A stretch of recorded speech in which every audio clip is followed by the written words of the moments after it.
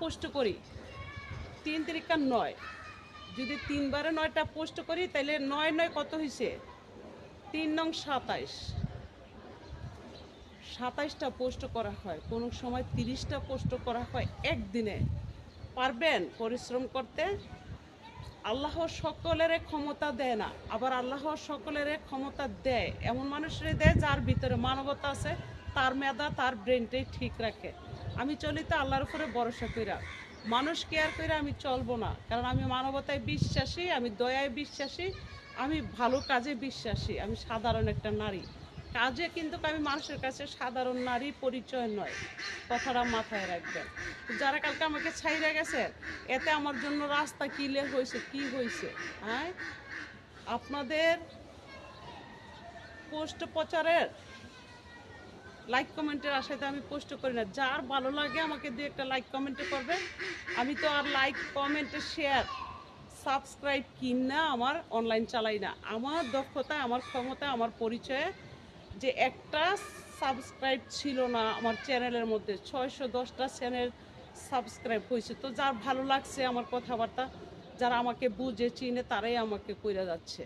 তো এইভাবে আমি এগিয়ে যাব, হাঁটি হাঁটি পা পা করে।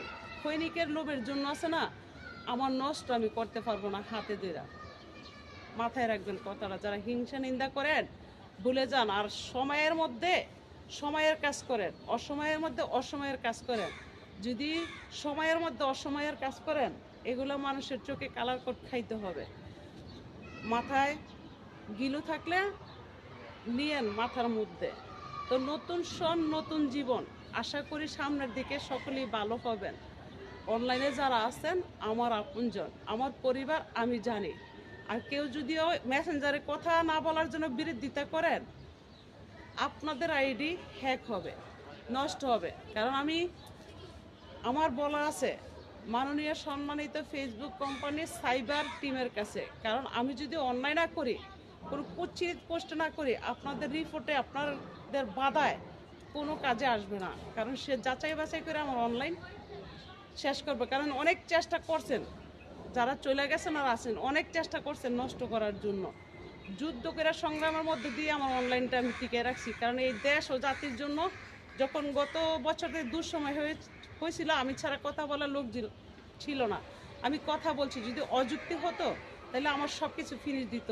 আমার তর্ক, আমার যুক্তি মানুষের কাছে কারো না কারো কাছে গ্রহণযোগ্য, তার জন্য আমার সব কিছু টিকে রাখছে। আর সব জাতির জন্য আমি নারী কথা বলছি, কারণ আমি সহিংসতা, দাঙ্গা হাঙ্গামা, রক্তপাত, খুন খারাপিতে বিশ্বাসী না। আমি মানবতায় বিশ্বাসী, আমি দয়ায় বিশ্বাসী, আমি মানুষের ভালোবাসায় বিশ্বাসী। আমার কাছে অন্য জাতিরা সম্মান পাবে, আমার জাতিদেরকে আমি সালাম দিব, এটি আমার নিয়ম।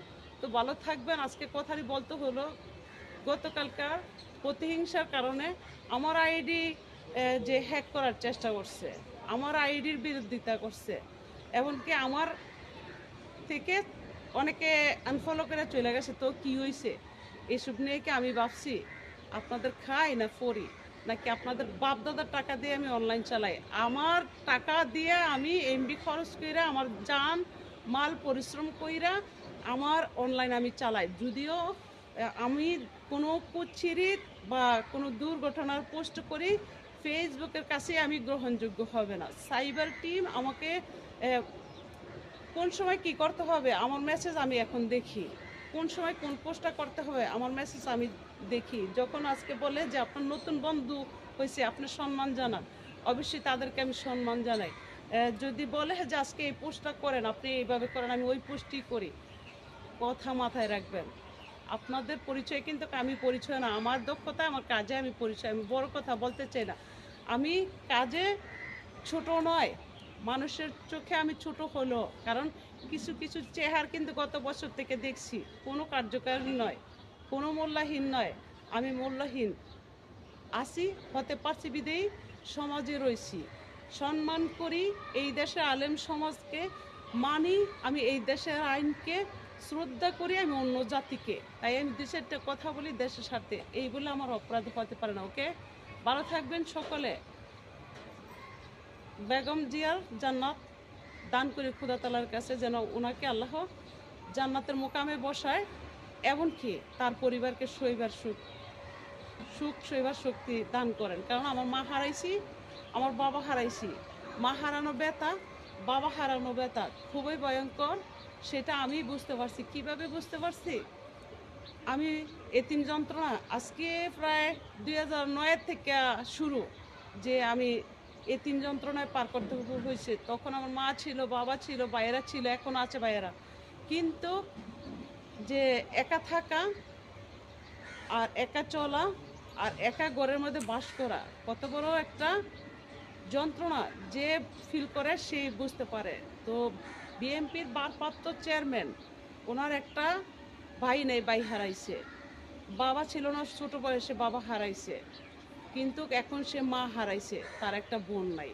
তো তার জন্য দয়া মায়া দেখানোই এই বাংলার মানুষের রাইট আছে। কারণ ইতিপূর্বে কি গেছে সেটা দেখলে হবে না। যাদেরকে ছাড়া এই দেশের জনতা ও জাতি, দেশ অচল, তাদেরকে মানুষ ভালোবাসবেই, এটাই বাস্তবতা। তো ওনার পরিবারের সুখ প্রকাশ করা যদি আমার অন্যায় হয়ে থাকে, তোরা যারা আসোস ভাবস দ্রুত আমার আইডিতে যা। কারণ আমি মানবতায় বিশ্বাসী, আমি দয়ায় বিশ্বাসী। আমার নিয়ম, আমি যদি